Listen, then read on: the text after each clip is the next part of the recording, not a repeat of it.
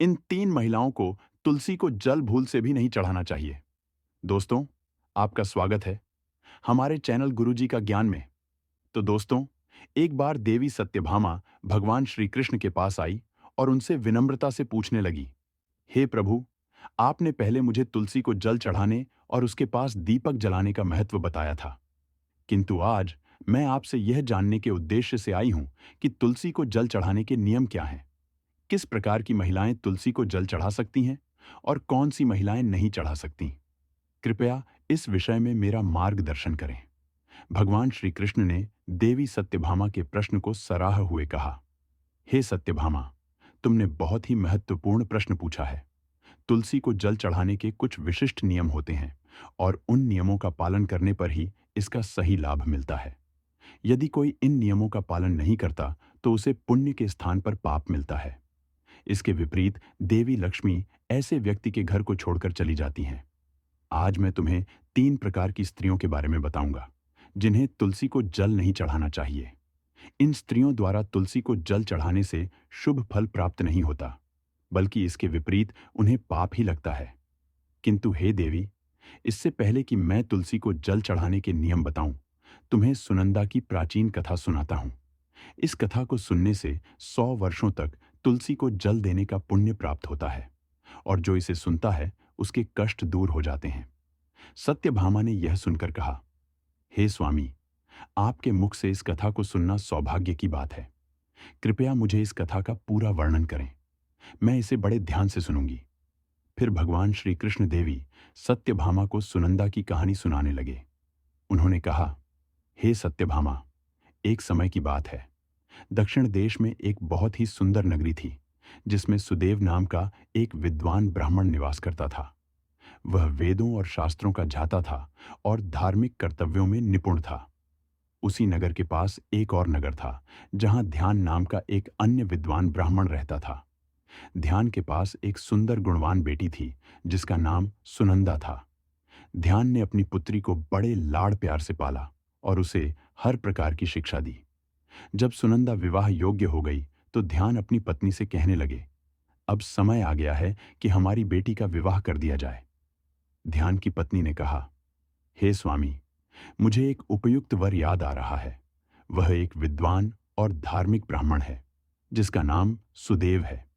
मैं सोचूं कि हमारी पुत्री का विवाह उसी के साथ करा दिया जाए। सुदेव के साथ विवाह कर सुनंदा सुखी जीवन व्यतीत करेगी। ध्यान ने भी सुदेव के बारे में बहुत सुन रखा था, तो उसने अपनी पत्नी की बात मान ली और अगले ही दिन सुदेव के पास विवाह का प्रस्ताव लेकर गए। जब ध्यान सुदेव के घर पहुंचे तो उन्होंने देखा कि सुदेव अपने माता पिता की सेवा में तल्लीन है। सुदेव का यह आदर भाव देख ध्यान बहुत प्रभावित हुए। उन्होंने सुदेव के घर की पवित्रता और सजावट को देखा, जहां तुलसी का पौधा हरे भरे स्वरूप में विराजमान था और घर के भीतर भगवान विष्णु की प्रतिमा रखी थी।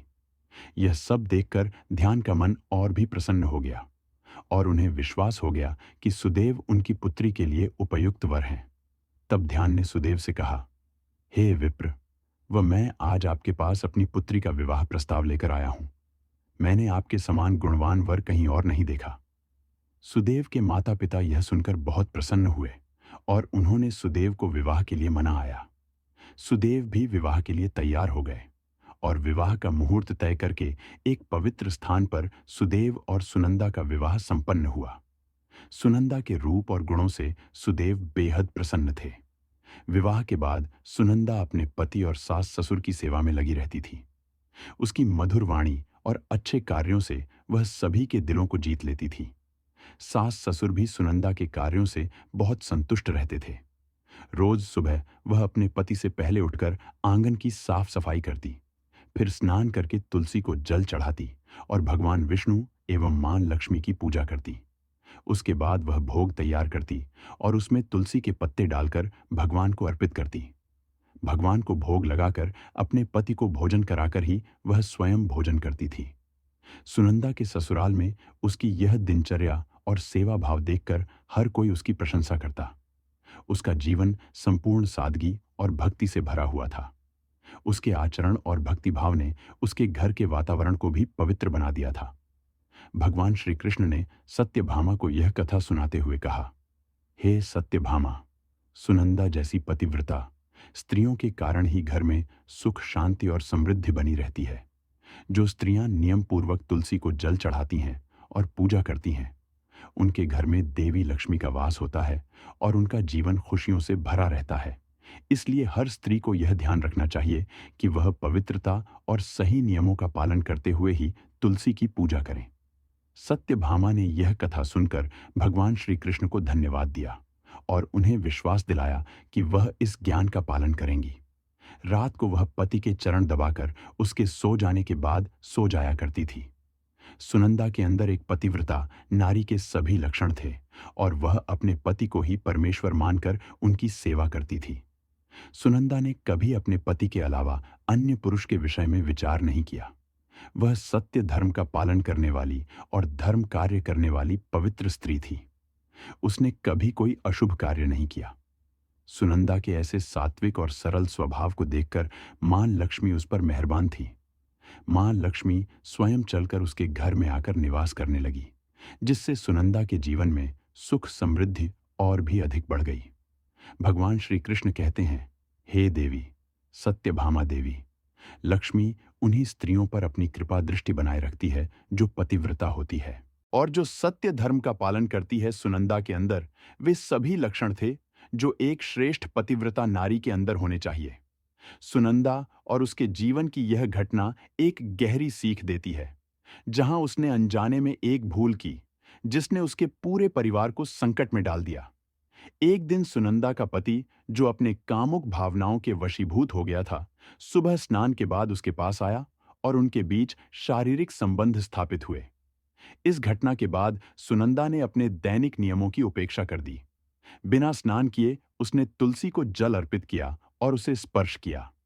यह वही क्षण था जब सुनंदा के शरीर में महामोह का प्रवेश हुआ और उसके जीवन में विपत्तियों का सिलसिला शुरू हो गया। सुनंदा के इस कृत्य से देवी लक्ष्मी नाराज होकर उसके घर को त्याग कर चली गई। लक्ष्मी के चले जाने से घर का वातावरण पूरी तरह बदल गया। मोह के प्रभाव में सुनंदा के सारे इंद्रिय भ्रमित हो गए और वह अपने धार्मिक कर्तव्यों से दूर होती गई। यह मोह केवल सुनंदा तक ही सीमित नहीं रहा, इसका प्रभाव उसके पति पर भी पड़ा। वह भी हमेशा काम भावना से घिरा रहने लगा और धर्म से विमुख हो गया। एक दिन सुनंदा के पति ने सभी मर्यादाओं का उल्लंघन किया और मासिक धर्म के दौरान उसके साथ संबंध स्थापित कर लिया। इस कृत्य से सुनंदा के शरीर में विद्यमान ब्रह्म हत्या का पाप उसके पति में स्थानांतरित हो गया। इसका परिणाम भयावह था। वह पाप सुनंदा के पति को तुरंत ही कोढ़ जैसे गंभीर रोग से पीड़ित कर गया। उसके शरीर पर जलन और छाले हो गए और वह दर्द से कराने लगा। सुनंदा की सास जब यह सब देखती है तो वह क्रोधित होकर सुनंदा को दोषी ठहरा है। वह सुनंदा को पापिनी और उल्टा कहकर घर से बाहर निकाल देती है। सुनंदा, जिसने पहले ही अपने पति की इस स्थिति पर पछतावा करना शुरू कर दिया था, अब अपने जीवन में पूरी तरह अकेली हो जाती है। घबराई और टूटी हुई सुनंदा घर से निकलकर एक वन में चली जाती है। चलते चलते वह एक आश्रम तक पहुंचती है। वहां उसे कोई नहीं मिलता और वह वहीं बैठकर अपने कृत्य पर विचार करने लगती है। कुछ समय बाद आश्रम के महर्षि वहां आते हैं और सुनंदा को देखते हैं। उसकी दशा देखकर महर्षि पूछते हैं, हे पुत्री, तुम कौन हो और इस वन में इस तरह दुखी क्यों बैठी हो? सुनंदा, जो अपने अपराध और उसके परिणाम से पहले ही व्यथित थी, महर्षि को पूरी बात बताती है। वह कहती है, हे मुनिवर, मैंने मासिक धर्म के दौरान अपने पति के साथ संबंध बनाया और यही कारण है कि मेरे पति इस भयंकर रोग से ग्रस्त हो गए। मेरे कृत्य ने न केवल मुझे बल्कि मेरे पूरे परिवार को दुख में डाल दिया है। महर्षि, जो करुणा और ज्ञान के प्रतीक थे, उसे सांत्वना देते हुए कहते हैं, पुत्री, तुम चिंता मत करो। जो हुआ उसे बदला नहीं जा सकता, लेकिन उसका प्रायश्चित अवश्य हो सकता है। भगवान विष्णु की भक्ति और निष्ठा से किए गए प्रयास हर पाप का निवारण कर सकते हैं। महर्षि ने सुनंदा को उपाय बताया।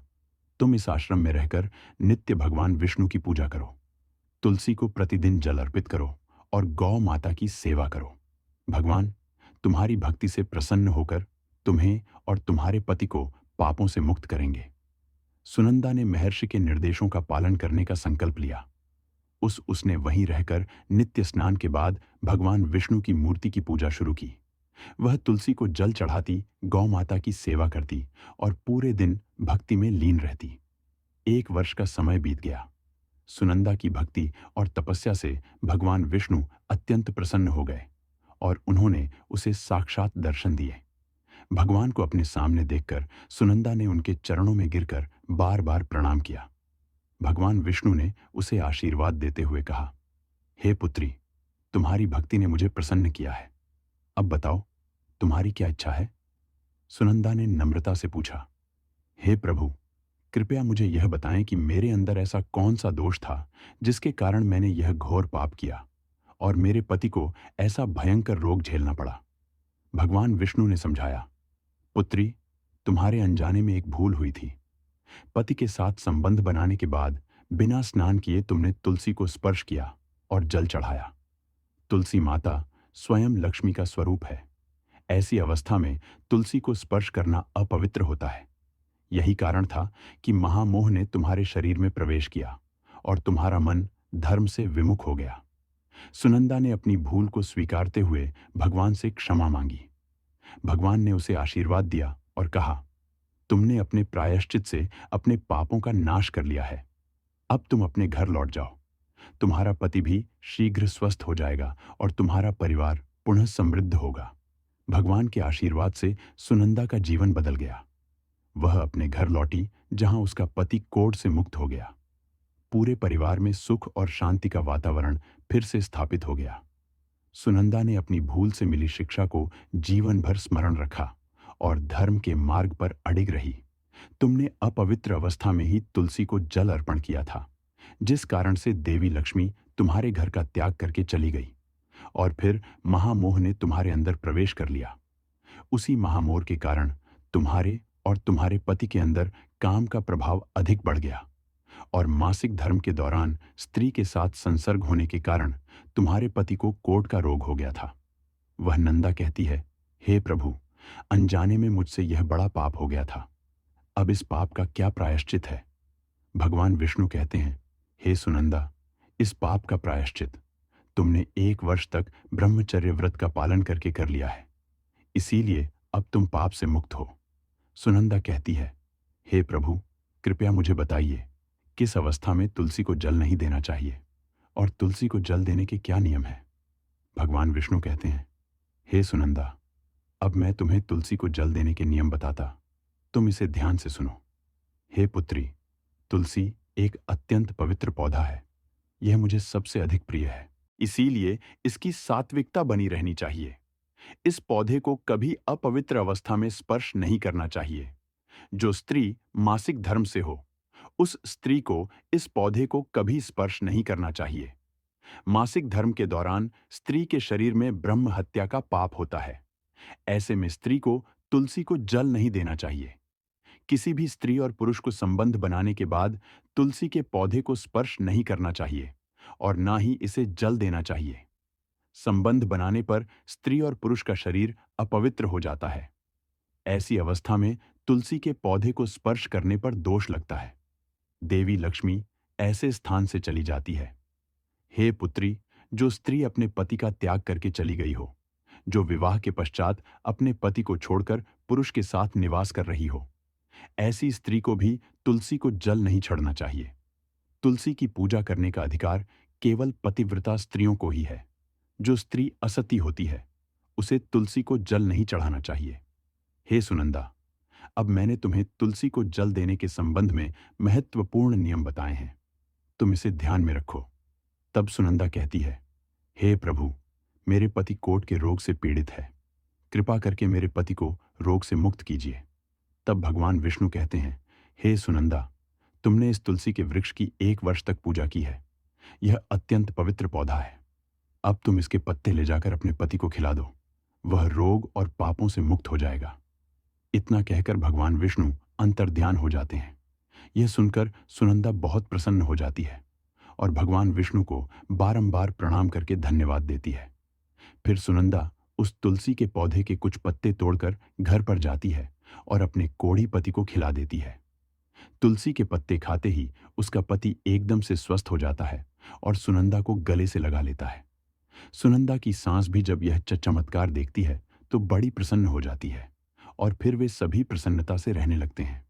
भगवान श्री कृष्ण कहते हैं, हे सत्यभामा, इसीलिए इन अवस्थाओं में स्त्रियों को तुलसी को जल नहीं चढ़ा चाहिए और ना ही तुलसी को स्पर्श करना चाहिए, अन्यथा इसके अशुभ परिणाम भोगने पड़ते हैं, जैसा सुनंदा के साथ हुआ था। दोस्तों, अब जानते हैं तुलसी के पौधे से जुड़े महत्वपूर्ण नियम। शास्त्रों के अनुसार सोमवार, बुधवार और रविवार का दिन तुलसी का पौधा लगाने के लिए बहुत शुभ होता है।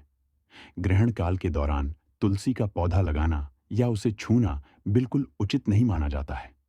इस समय तुलसी अपवित्र मानी जाती है और इसे छूने से नकारात्मक प्रभाव हो सकते हैं। तुलसी का पौधा मिट्टी के गमले में लगाना सबसे उत्तम होता है और इसे घर के मुख्य द्वार के सामने सुंदर गमले में रखना चाहिए। तुलसी का गमला हमेशा जमीन पर या किसी ऊंची जगह पर रखा जाना चाहिए, लेकिन इसे कभी लटकाकर नहीं रखना चाहिए। इसके लिए अच्छी और शुद्ध मिट्टी का उपयोग करना चाहिए। अशुभ स्थानों जैसे शमशान नाली या शौचालय से ली गई मिट्टी का उपयोग तुलसी के गमले में नहीं करना चाहिए। तुलसी के पौधे को जमीन में लगाने की बजाय गमले में लगाना बेहतर होता है, क्योंकि जमीन में लगाने पर इसका आकार बहुत बड़ा हो सकता है। इससे पूजा करने में कठिनाई होती है और कई बार लोग इसकी टहनियां तोड़ने लगते हैं। साथ ही जमीन में लगे तुलसी के पौधे को पशु नुकसान पहुंचा सकते हैं। तुलसी का पौधा लगाने के लिए उत्तर उत्तर पूर्व और पूर्व दिशा को सबसे शुभ माना गया है। विशेष रूप से उत्तर पूर्व दिशा में तुलसी लगाने से घर का वातावरण सकारात्मक बनता है और परिवार पर शुभ प्रभाव पड़ता है। तुलसी का पौधा आग्नेय कोण यानी दक्षिण पूर्व दिशा में नहीं लगाना चाहिए, क्योंकि इस दिशा में यह जल्दी सूख सकता है। तुलसी को कभी भी अंधकार में नहीं रखना चाहिए और शाम के समय इसके पास दीपक जलाना शुभ होता है। इसके अलावा तुलसी को चुनरी और हरे रंग की चूड़ियां बांधना चाहिए। तुलसी को सजीव मानते हुए इसे कभी अकेला नहीं छोड़ना चाहिए। तुलसी के पत्ते तोड़ते समय ध्यान रखना चाहिए कि धारदार वस्तु जैसे चाकू या कैंची का उपयोग न करें। तुलसी के पत्ते उंगलियों से ही तोड़ने चाहिए। टहनियां तोड़ना वर्जित है, क्योंकि यह अशुभ माना जाता है। पत्ते तोड़ते समय नाखूनों का भी उपयोग नहीं करना चाहिए, क्योंकि इससे स्त्री के सौभाग्य पर नकारात्मक प्रभाव पड़ सकता है। एकादशी के दिन तुलसी के पत्ते तोड़ना भी वर्जित है। इस दिन की आवश्यकता के लिए एक दिन पहले ही पत्ते तोड़कर रख लेना चाहिए। सूर्य ग्रहण और चंद्र ग्रहण के समय तुलसी को छूना मना है। शाम के समय भी तुलसी के पत्ते नहीं तोड़ने चाहिए, क्योंकि इस समय तुलसी निद्रा अवस्था में होती है। ऐसा करना पाप माना गया है। पुरानी और सूखी तुलसी की पत्तियों को फेंकने की बजाय मिट्टी में दबा देना चाहिए। इसे नाली या कचरे में फेंकना अशुभ होता है। रविवार के दिन तुलसी को जल अर्पित नहीं करना चाहिए। तुलसी को जल चढ़ाने के लिए शुद्ध पानी का ही प्रयोग करें। गंदा या झूठा पानी चढ़ाना वर्जित है। तो दोस्तों, हमारे द्वारा दी हुई ज्ञानवर्धक जानकारी आपको अगर अच्छी लगी है तो कमेंट बॉक्स में जय मां तुलसी अवश्य लिखे। मिलते हैं अगली ज्ञानवर्धक वीडियो के साथ। जब तक के लिए जय श्री राम।